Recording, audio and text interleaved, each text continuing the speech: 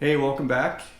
It's 2022 and the Jeep project is still a project. Surprisingly enough, I kind of thought I might be done by now with this thing, but I'm not. If I look around the garage, I can see parts over there. I got parts behind me. I got the hood up there. I got the bottom half of the engine off. I got a lot of stuff to do right now before this thing's ready to run. And again, if you recall, I still have a CJ7 sitting out on the side of the house out there, kind of in the Jeep graveyard. I still have my Santana 22 sailboat sitting out there in the driveway in the sailboat graveyard. And if you didn't know any better, you might think I can't get anything done. So to set your mind at ease, but mostly to help me remember that I have got a lot of stuff done, I'm going to take a little bit of time, if you'll indulge me. I'm going to run back through some of the major milestones of this thing, just to kind of help us get a perspective on where we've come from to get here, and then we'll talk about what we've got to go from here on to get this thing finished up. So let's go have a look at what we did last year and tear into it.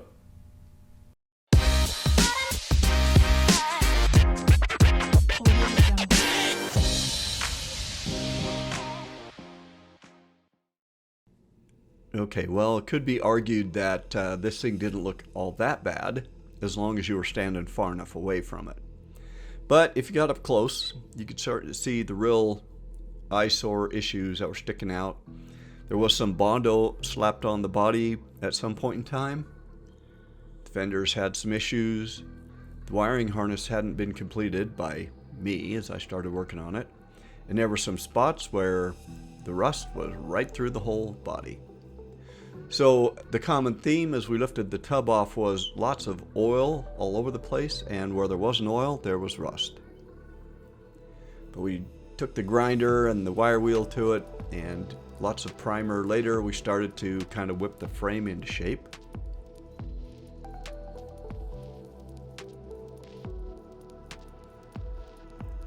You can see some of it still had the original, I think, kind of coating on there, which held up pretty well. And once we got it off there was bare clean metal underneath there.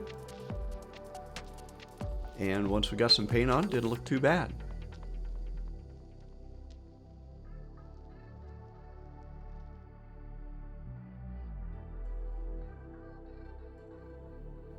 Next order of business, pick the engine out of the frame so that we can work on the front end and give it that same treatment. Lots of sanding, grinding, wire wheel treatment, get all that old paint and rust down, find the bare metal. Give her a coat of that black primer we were spraying on everything, and then it's time to drop the axles and turn the frame upside down so we can work on the bottom half. We even gave the inside of the frame rails a shot of paint with our inner frame rail paint from eastwood.com. We've got new Old Man Emu leaf springs here, and of course, like everything else, they need a little fresh coat of paint. A little bit of reassembly later, we've got, once again, a rolling frame. We bought a new cross member from Throttle Down Customs in Montana.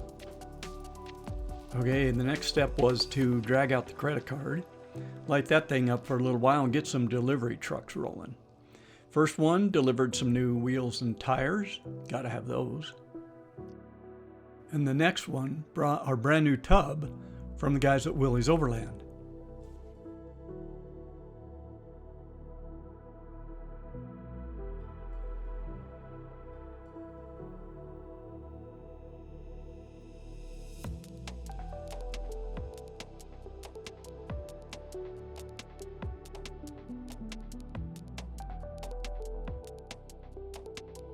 All right, and then I MacGyvered up a lifting solution to pick the tub up and push the frame underneath and set it back down.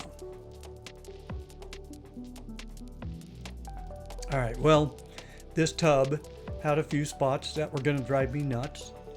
And as you can see, my original hood was in pretty good shape, but needed some work. So for a couple of weeks here, we turned a garage into a body shop. Lots of sanding, some body filler on some of the gnarly stuff on the tub. And once everything was ready, we filled the garage with fumes of our Eastwood.com epoxy primer and gave everything a couple of good coats of primer. And that'll be about the last time we touch this sheet metal, I think, until it goes off to the paint shop.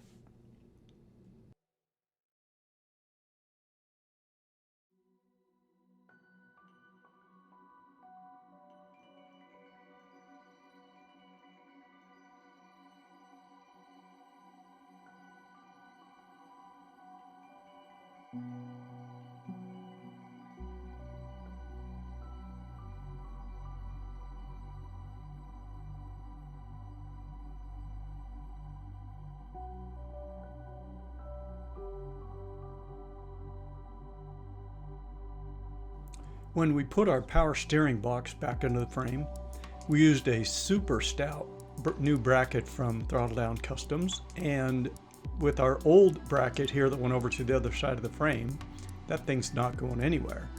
And then we finished off the front end love with some new ball joints, new U-joints for the axle shafts, and brand new hubs. So the front end basically got a full rebuild. So the front end of this old girl's looking pretty good, but pretty empty. Luckily, another big delivery shows up with our brand new 304 short block from S&J Engines. After, again, another little tricky truck driver maneuvers, we got that thing up inside of the garage and ready to start unboxing it and getting it ready to go inside the frame.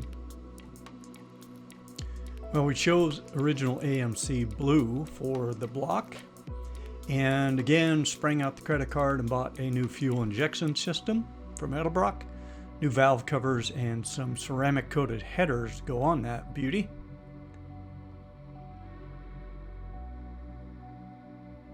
Buttoned her all back up with the transmission and transfer case, also with a fresh coat of paint, and got ready to put that thing back up where she belongs, in between the frame rails. Okay, well, she's certainly not done yet, but at least at this point, it's starting to look like a motor. Got the headers on, the valve covers, and that fuel injection system sitting up there. Well, I had to fabricate a little drop for my cross member to get my headers to clear the tub.